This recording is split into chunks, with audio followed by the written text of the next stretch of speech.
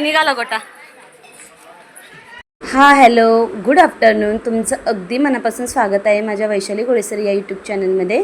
मिस्टरांनी ना गाडीमध्ये गाण्यांचे आवाज चालू होते, त्याच्यामुळे मी आवाज म्यूट केलेला आहे. तर आज आहे शिवजयंती. खूप दिवस झाले हा व्हिडिओ टाकायचा होता, पण राहूनच गेला. तर चला, आज व्हिडिओ शेअर करते आहे तुम्हाला. तर व्हिडिओ स्किप न करता बघत राहा. मस्तपैकी आम्ही कुठे चाललो आहे आज.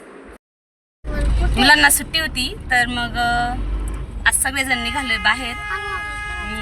शक्यतो टाकीतलंच जाणार आहे, कारण महाशिवरात्रीच्या दिवशी काही जायला भेटलं नाही आणि आज काही भाडंही नव्हतं. मग चाललोय. तर जायचा प्लॅन असा आहे. ताईला पण घ्यायचं आहे 2 नंबरच्या आणि मम्मीने त्यांना पण घ्यायचं आहे. तर चला टाकीतला जाऊया. तुम्हाला पण दर्शन घडवते श्री महादेवांचं. चला, व्हिडिओ स्किप न करता बघत राहा.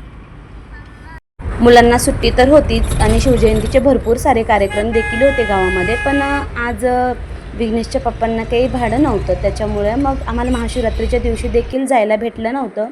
तर ताईने आणि माझ्या वडिलांनी त्यांनी अगोदरच प्लॅन ठरवलेला होता.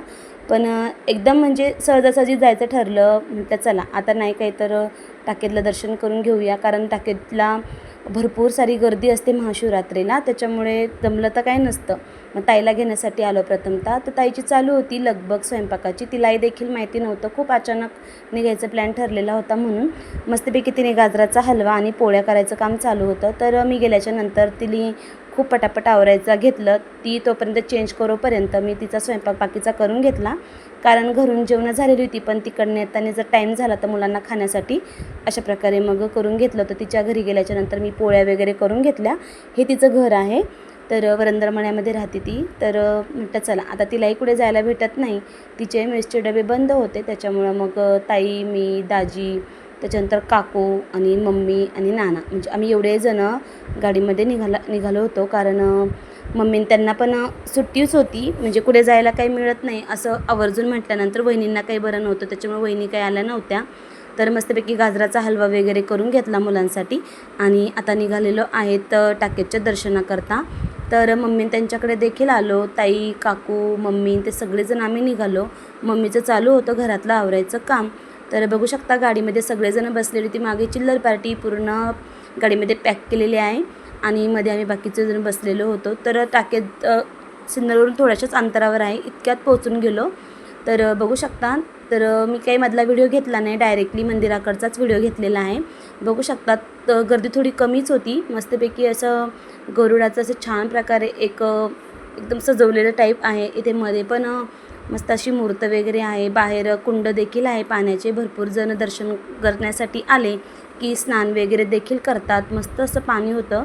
गर्दी खूप असते महाशिवरात्रीला, तर प्रचंड गर्दी होती आणि मस्त वाटलं. एकदम छान असं निवांत दर्शन देखील झालं. आणि खास करून जो तिथे गोटा काढतात महादेवाचा, त्याचं एक विशेष महत्त्व आहे. हे बाहेरी पिंड आणि महानंदीचं स्थान आहे. तर भरपूर जण तिथं गोटा काढत होते. ज्यांची कोणाची इच्छा पूर्ण करायची असते, कोणाची मनातून भावना असते की बुवा माझं ही काम होऊ दे किंवा माझं हे असं होऊ दे, तर गोटा निघतो. जर नसेल होणार तर गोटा निघत नाही, असं इथलं असे सगळेजण असे बोलत होते. तर मिस्टरांनी पण गोटा काढला. प्रथमतः त्यांनी म्हणजे डायरेक्टली काढण्याचा प्रयत्न केला, पण काही निघाला नाही. नंतर त्यांनी मनाशी धरलं की मला गोटा काढायचाच आहे महादेवाचा. त्यानंतर मग गोटा निघाला. तर अशा प्रकारे महादेवाचं सत्व असतं. ज्याचं काही मनोकामना पूर्ण होते त्याच्या हातून गोटा निघतो. जर पूर्ण होणार नसेल, त्याला काही अडीअडचणी असतील, तर गोटा निघत नाही. खूप जण प्रयत्न करत होते. आम्हाला दर्शन वगैरे झाल्याच्या नंतर तिथे बघायला खूप जण आलेले होते. एक छोटीशी सहल पण आलेली होती मुलांची, कारण आता काही गर्दी नसते, त्याच्यामुळे भरपूर जण आलेले होते. आणि आमच्या मुलांनी देखील म्हणजे भरपूर जणांनी काढून बघितले. दाजींनी पण काढून बघितला, पण काही निघाला नाही. तर त्याच्यानंतर आमच्यामध्ये फक्त मिस्टरांचाच हातनं गोटा निघाला. तर म्हटलं चला, काही म्हणजे नवस वगैरे नव्हता, पण निघाला. देवाची एक श्रद्धेचा भाव म्हणून. तर चला आता ना मस्तपैकी गोटा वगैरे काढल्याच्या नंतर गोट्याला ना स्नान वगैरे घालतात आणि पुन्हा ज्या ठिकाणून गोटा काढला त्या ठिकाणी तो गोटा पुन्हा ठेवण्यात येतो.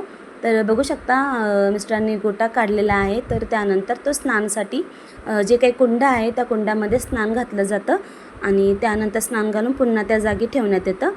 तर चला आता बाकीचे पण दर्शन बाकी होते. म्हटलं चला दर्शन वगैरे केल्याच्या नंतर जेवण वगैरे करू आणि मग आता घरी पण निघायचं होतं. तर चला व्हिडिओ स्किप न करता बघत राहा. फायनली निघाला गोटा.